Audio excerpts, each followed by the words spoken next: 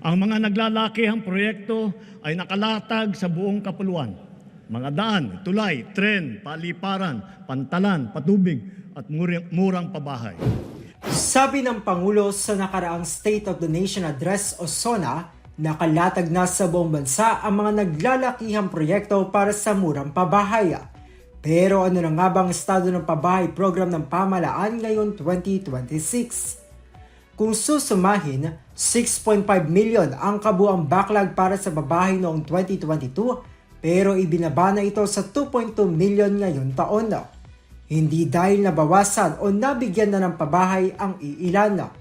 Paglilinaw ni Henry Yap, Senior Undersecretary ng Department of Human Settlements and Urban Development o DSUD, nagkaroon lamang ng misconception sa naturang numero.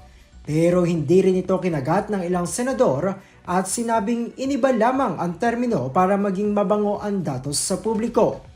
Gayunpaman, nangako ang Administrasyong Marcos na makapagbigay ng ligtas, maayos at abot kaya na pabahay sa lahat ng low-income at informal settler communities.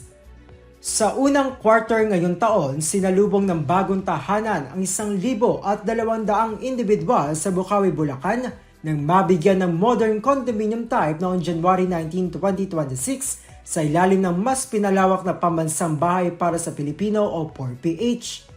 Ngayong taon din natapos ang kauna-unang horizontal housing unit sa bansa na itinayo sa Barangay Payompong, Mumbarao sa probinsya ng Mindoro. Kasabay ng pagbibigay, sa bayan ding binubuo ang 7,000 kabahayan sa General Santos City kung saan mga working class naman ang makikinabang. May naghihintay din na higit 2,000 housing units sa 6,000 residente na pinagtulungang buuin sa tulong ng Pag-ibig at Social Housing Finance Corporation o SHFC sa lungsod ng Maynila. Mas lalo ring pinalawak ng 4PH ang kanilang programa kung saan makikinabang na rin ang mga low-income workers, mga housewife at delivery drivers sa abot kayang pabahay. Kaugnay nito, sinagip at pinangakuan na rin ng lokal ng pamahalaan ng Quezon City ang mga biktima ng malaking sunog noong March 6 sa Barangay Pinyahan. Bagamat bibigyan ng permanenteng tahanan, sa taong 2027 pa ito pwedeng tuluyan. Ngayong Hulyo, 7,000 kabahayan ang nakapagkasunduan na itayo naman sa Tarlac na mayroon ding playground, covered court at sakop ng subsidized interest rate ng Pag-ibig. Pero sa gitna ng tuloy-tuloy na sanang proyekto ng gobyerno, tila may naiwan at hindi rin nakaligtas sa isyu ng korupsyon. Mahiya naman kayo sa inyong kapwa Pilipino.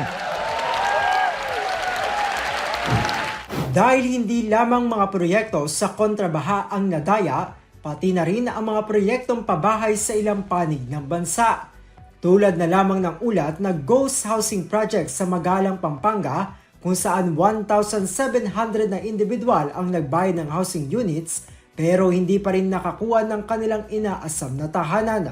Gayon din sa Minglanilla, Cebu, kung saan karamihan sa mga biktima ay overseas Filipino workers o OFW ang bumili ng housing units na nauwi lamang sa kawalan.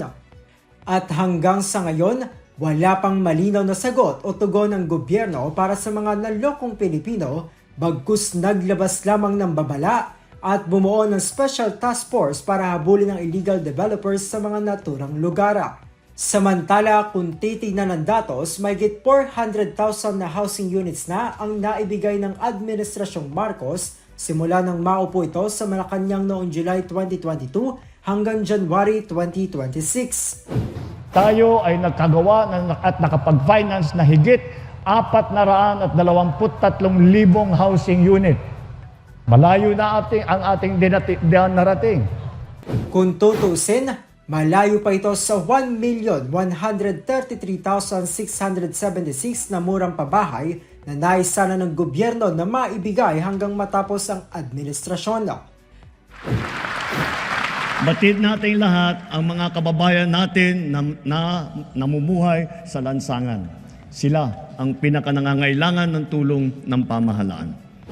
Ilang araw na lamang ikalimang sonanan ng Pangulo. May maririnig nga bang balita ang mga Pinoy na nasa lansangan na tanging hangad lamang ay magkaroon ng sariling tahanan? Para sa SONA 2026, Ito si Don Carlos ng DZRH, una sa Pilipinas, una sa Pilipino.